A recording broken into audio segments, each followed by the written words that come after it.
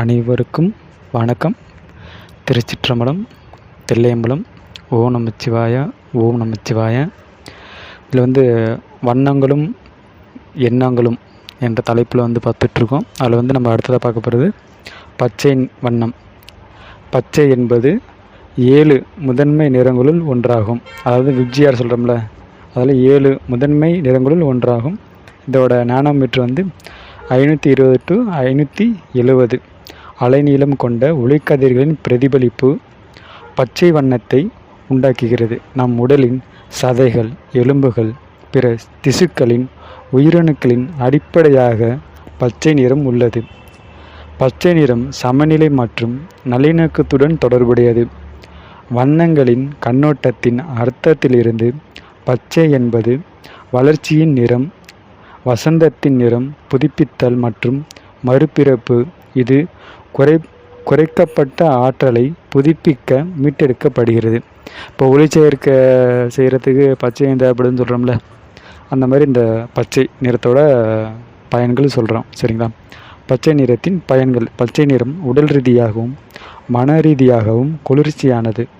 பச்சை வண்ணம் கடின மன உளைச்சலில் இருந்து நம்மை விடுவிக்கிறது.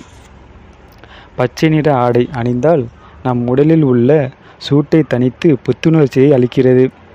நமது உள்ளத்தில் இருக்கும் குழப்பங்களை தெளிவுபடுத்தி மனதை ஒருநிலைப்படுத்தும் தன்மை இந்த பச்சை நிறத்திற்கு உள்ளது.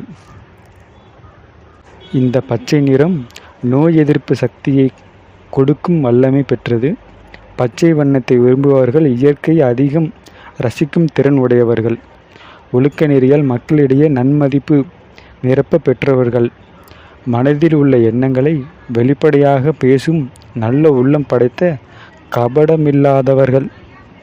குபேர பூஜையன்று பெண்கள் விரும்பி இட்டுக்கொள்ளும் குங்குமத்தின் நிறம் பச்சையாகும். பச்சை நிறத்தின் பிரதிநிதி தத்துவம் நல்லிணக்கம் மற்றும் சமநிலை, வளர்ச்சி, நம்பிக்கை. நல்லிணக்கம் மற்றும் சமநிலை. பச்சை வண்ணமானது நல்லிணக்கத்துடனும் மற்றும் சமமான நிலையுடனும் இருக்கிறது. வளர்ச்சி. பச்சை நிற இலைகள் மென்மேலும் வளர்வதை குறிக்கும். நம்பிக்கை. மிகுந்த நம்பிக்கையுடன் இருப்பர் பச்சை வண்ண விரும்பிகள். பச்சை நிறத்தின் விளைவுகள். புத்துணர்ச்சி. நம் உடலில் மற்றும் மனரீதியான சோர்வாக இருக்கும்போது பச்சை நிறம் நமக்கு புத்துயிர் அளிக்கிறது. உடைமை. பச்சை வண்ண உடைமை மற்றும் பொருட்கள் முதல்வாதத்தை ஊக்குவிக்கிறது. அதாவது புத்துணர்ச்சி. பொறாமை. உடைமை. அடுத்து பொறாமை. பொறாமை பிடித்தவன் வாழ்க்கையில் நிம்மதி இழக்கிறான். பச்சை நிறத்தின் பிற வகைகள் வெளிர் பச்சை, ஜெட் பச்சை, அடர்பச்சை, ஆலிவ் பச்சை, புல் பச்சை, எம்ரால்டு பச்சை, சுண்ணாம்பு பச்சை, அக்வா, மஞ்சள் பச்சை.